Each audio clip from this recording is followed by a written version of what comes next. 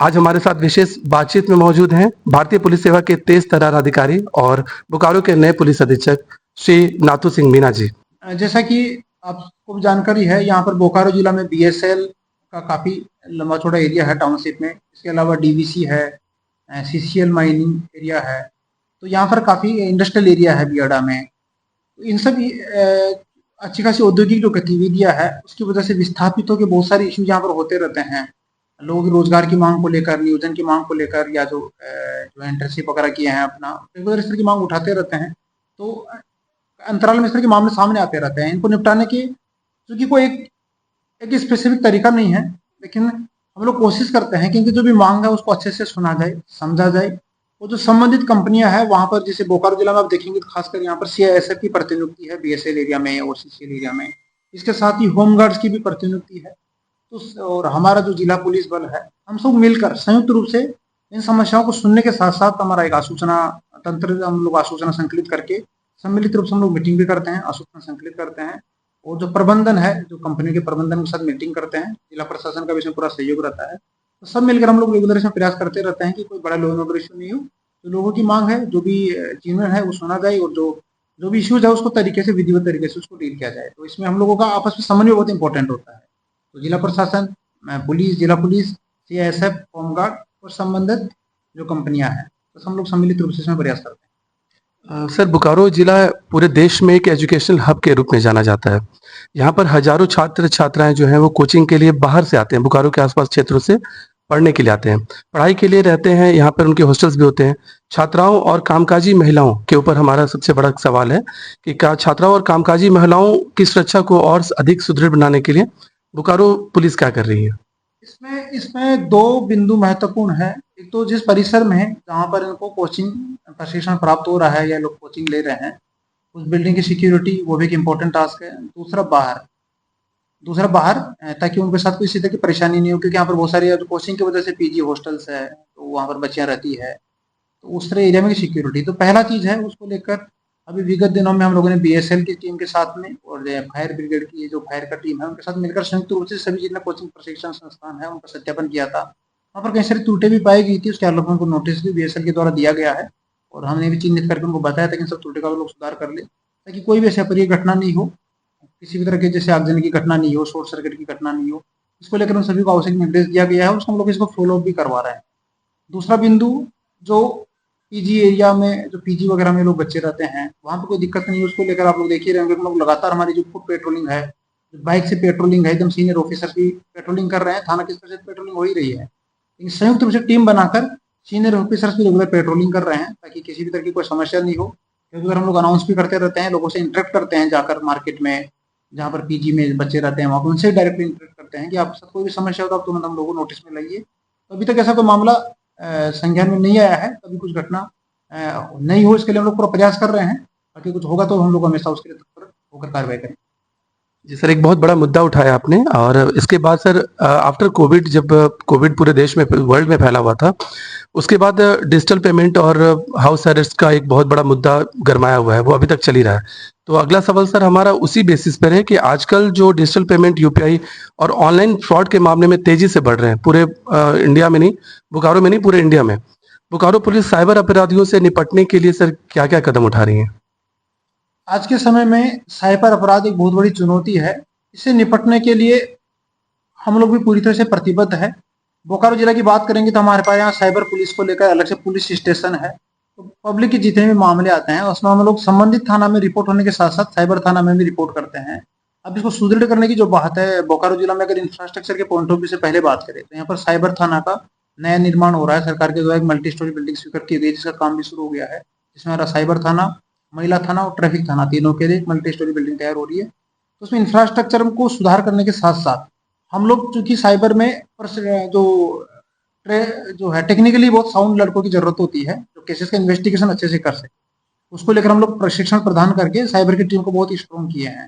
Cyber थाना में बहुत सारे पेंडिंग केसेस थे, उन सभी कांडों को हम लोगों ने समीक्षा करके उनके दिशा में काम आगे बढ़ाया है।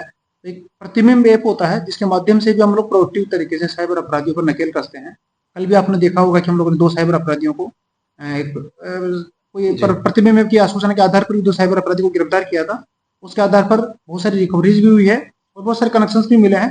हम लोग उसमें काफ़ी काम कर रहे हैं और आगे आने वाले टाइम में उम्मीद है कि बहुत सारे साइबर क्रिमिनल्स यहाँ से अरेस्ट होंगे और उन पे विधिवत कार्रवाई होगी, ताकि कम से कम यहाँ बोकारो जिला की ज़मीन का यूज़ करके जो साइबर अपराधी यहाँ पर क्राइम कर रहे हैं, वो एकदम उनको एकदम मेरी सख्त चेतावनी है कि आप लोग यहाँ से अगर कोई भी क्राइम करेंगे तो आप बच नहीं पाएँगे। हम लोग को एकदम पूरी नज़र है, हम लोग सारे कनेक्शंस ढूँढ रहे हैं, सब पे कार्रवाई करें। सर अभी जो आपसे अभी इस बातचीत में जो चर्चा के बीच में सामने आया कि आप छात्र छात्राओं और महिलाओं की सुरक्षा के बारे में बात कर रहे थे। बोकारो की महिलाओं, छात्राओं और बच्चियों की सुरक्षा को लेकर जो आपने हमें बताया, उनके लिए कुछ विशेष योजनाएँ भी बनाई बनाई जा रही है बोकारो पुलिस के द्वारा, या फिर उनके महिला हेल्प डेस्क के लिए कुछ प्रावधान लागू किए जा रहे हैं? इसके बारे में कुछ बताएँगे सर? महिला सुरक्षा, बच्चियों की सुरक्षा हमारे लिए, पुलिस के लिए हमेशा एकदम प्राथमिकता का विषय रहता है। बोकारो जिला में ऑलरेडी जो है एक चास महिला थाना, बोकारो महिला थाना और बेरमो महिला थाना, 3 थाना है, जो महिला से संबंधित सारे मामलों को देखते हैं। नई व्यवस्था के रूप में एक और जो पुरानी व्यवस्था है कई थानों में, ये 3 महिला थाना के अलावा बाकी जो थाने हैं वहाँ पर महिला हेल्प डेस्क भी कार्यरत है। नई व्यवस्था के रूप में हम लोगों ने सभी महिला थाना प्रभारी को निर्देशित किया है और जो महिला हेल्प डेस्क है, इस सभी जगह आप उस स्थानीय थाना के साथ मिलकर एक पिंक पेट्रोलिंग लगातार करें, पेट्रोलिंग करें रेगुलर, ताकि महिलाओं में विश्वास हो। कॉलेज है, हॉस्टल्स है, इस तरह के कोचिंग एरियाज वहाँ पर जाए, बच्चियों से बातचीत करें, उनका किसी भी तरह का कोई इश्यू आता है तो उसको सॉर्ट आउट करें। बीते दिनों आप लोगों ने देखा भी होगा बोकारो में लगातार इस तरह से पेट्रोलिंग हो रही है और कोई इसकी वजह से काफ़ी उसमें अपराधी नियंत्रण भी है और लोगों में अच्छा मैसेज है। विशेष रूप से जो हेल्प डेस्क हम उसको पूरा एक्टिवेट करने के लिए सभी थानों में जो महिला पुलिस कर्मियों की प्रतिनियुक्ति कर रहे हैं, कभी सभी थाना में लगभग महिला जो पदाधिकारी या पुलिसकर्मी कोई ना कोई वहाँ पर प्रतिनियुक्त है। जहाँ पर नहीं थी वहाँ हम लोगों ने प्रतिनियुक्त कर दिया है, लेकिन जो महिला संबंधित मामलों को संवेदनशीलता के साथ में थाना स्तर पर देखा जा सके। इसके साथ ही जो डायल 112 है, डायल 112 है, उसका भी प्रचार प्रसार हम लोगों ने काफी व्यापक स्तर पे ग्रामीण क्षेत्रों में आंगनबाड़ी केंद्रों में हम लोगों ने बैनर्स लगाए हैं, स्कूल्स में बैनर्स लगाए हैं और सोशल मीडिया के माध्यम से भी हम लोग प्रचार उसका लगातार कर रहे हैं थाने के माध्यम से, ताकि कहीं भी कुछ मामला घटित होता है तो आप लोग डायल 112 पे सूचित कीजिए। हम लोग का जो रेस्पॉन्ड टाइम है वो हम लोग एकदम इमीडिएटली हम लोग रेस्पॉन्ड करते हैं, वो काफी कम है और हम तुरंत उसमें कार्रवाई करते हैं। तो हम लोग हमारे सभी बच्चियों से, सभी महिलाओं से भी अपील है कि आपके साथ कहीं भी कोई घटना होती है, आप इमीडिएटली थाना नहीं रेस्पॉन्ड कर पाते हैं तो आप डायल 112 के माध्यम से उसको सूचित करें, आपके पास तुरंत टीम पहुंचेगी। जी सर। सर एक छोटा, ये सवाल बहुत छोटा है लेकिन मुद्दे बहुत बड़े हैं। हम यहाँ अगर यहाँ के, जैसे मैंने भी बताया कि ये औद्योगिक शहर है बोकारो, यहाँ पर ठेका मज़दूरों की बहुत ज़्यादा मंशाएँ रहती हैं। इनके लॉ एंड ऑर्डर की समस्या बन जाती है इनके साथ कभी-कभी। तो इन सब चीज़ों से निपटने के लिए, उनके बेनिफिट्स के लिए, या फिर सेल के अधिकृत जो ज़मीन है उसके ऊपर ठेका मज़दूरों का बहुत बड़ा एक कार्रवाई रहता है कि वो हमारी ज़मीन है, उनके लिए लॉ एंड ऑर्डर पास किया जाए। उसके लिए बोकारो पुलिस का क्या रुख है सर? इस मामले में मैंने आपको पहले भी बताया, चूंकि औद्योगिक क्षेत्र है तो उसमें कई तरह के इनके अलग अलग ग्रुप्स है, कई इंटरेस्ट रहते हैं। तो उसको लेकर क्योंकि इसमें जिला प्रशासन के साथ हम लोग लगातार मीटिंग करते हैं, साथ ही जो इनके प्रबंधनों के साथ इनके इश्यूज को डिस्कस करते हैं कि क्या इसमें विधिवत समाधान हो सकता है। तो इस तरह के मामलों को हम लोग रेगुलर मीटिंग करते हैं, रेगुलर डिस्कस करते हैं, ताकि किसी भी तरह से बड़ी विधि व्यवस्था की समस्या उत्पन्न नहीं हो। इसमें तो बातचीत और वार्ता के समाधान के साथ साथ जो विधिवत हम लोग इसमें निगरानी रखने का ही कार्रवाई कर सकते हैं, जो हम लोग रेगुलर करते हैं। सर बोकारो एक ग्रामीण क्षेत्रों के, जो इसके सुदूर क्षेत्रों में देखा जाए, जो चारों तरफ से ग्रामीण क्षेत्र से घिरा हुआ है ये शहर है। इनके ग्रामीण क्षेत्रों के जो थाने हैं सर, उसमें आम जनता और पुलिस के बीच बहुत सारी दूरियां देखने को मिलती है। तो कम्युनिकेशन गैप को पाटने के लिए आपकी तरफ से सर क्या किया जा रहा है? कम्युनिकेशन गैप को पाटने के लिए बहुत सारे प्रयास किए गए हैं। सबसे पहला तो सब थाना प्रभारियों को, सभी पदाधिकारियों को, इंस्पेक्टर आरक्षी तक को ये निर्देश दिया गया है कि आम व्यक्ति के कोई भी मामला किसी भी रूप में सामने आए, उनसे बातचीत करना है, समाधान करना है। साथ ही हमने उपायुक्त सर के साथ में डिस्कस करके प्रत्येक थाना में प्रत्येक गुरुवार को एक थाना दिवस का आयोजन की पहल शुरू करवाई है। और आप लोग जिला में देख भी रहे होंगे कि बहुत अच्छे से जो वहाँ के मजिस्ट्रेट्स है, संबंधित सीओ, पीडीओ है, उनके साथ मिलकर थाना दिवस का आयोजन किया जा रहा है। थाना दिवस का आयोजन की इम्पोर्टेंस यह है कि वहाँ पर सीओ, बीओ, बीडीओ और मजिस्ट्रेट भी बैठते हैं। तो आम जनता के, जैसे आप बात करें सुदूरवर्ती ग्रामीण क्षेत्रों के, हम लोग बहुत मामले आते हैं छोटे छोटे जमीन विवाद के चक्कर में, आपस में गोतिया में झगड़ा, परिवार में झगड़ा या कई अन्य तरह से झगड़ा होता है, जिसके चक्कर में मारपीट भी हो जाती है, वो आपराधिक मामले में परिवर्तित हो जाता है। इसलिए वहाँ पर और उस समस्या का समाधान सिर्फ थाना के स्तर से संभव नहीं है। इसलिए उपायुक्त सर की पहल के, उपायुक्त सर के सहयोग से ये थाना दिवस का बहुत अच्छे से जिला में संचालन हो रहा है। प्रत्येक गुरुवार को हम लोग कम से कम 150 से 200 मामलों को निपटारा करते हैं। आज भी व्यापक स्तर पर इसका आयोजन किया जा रहा है। तो ये एक बहुत महत्वपूर्ण पहल है जिसको प्रभावी रूप से हम लोग लगातार करेंगे, इसकी मॉनिटरिंग भी करेंगे ताकि लोगों का विश्वास है वो थोड़ा सा पनपे और जो दूरियां है वो कम हो कि हमारे लोगों की समस्या का समाधान एकदम थाना दिवस में ही हो रहा है, हम लोग को बार बार उसका चक्कर हम लोग इधर उधर नहीं काटना पड़ेगा।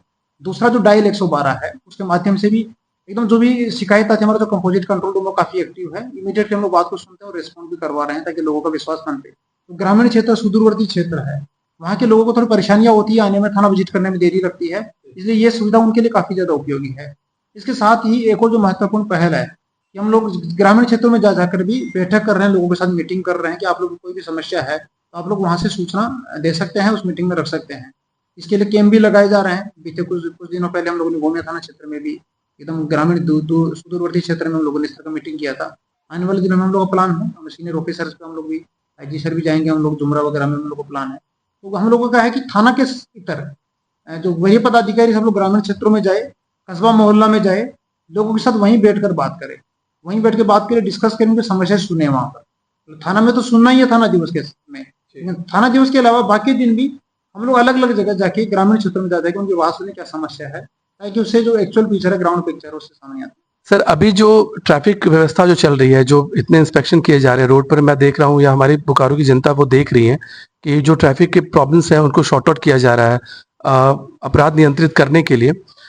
उसमें आपके द्वारा खासकर ये देखा गया है कि आप रात में ऐसे अधिकारी जो हमारे बीच में हैं, जो रात में लोगों के बीच पहुंचकर उनकी बातों को सुन रहे हैं, जो अपराध है उसको नियंत्रित करने की कोशिश कर रहे हैं। इसको और भी बेहतर ढंग से बनाने के लिए सर आप क्या निर्देश दे रहे हैं थानों को?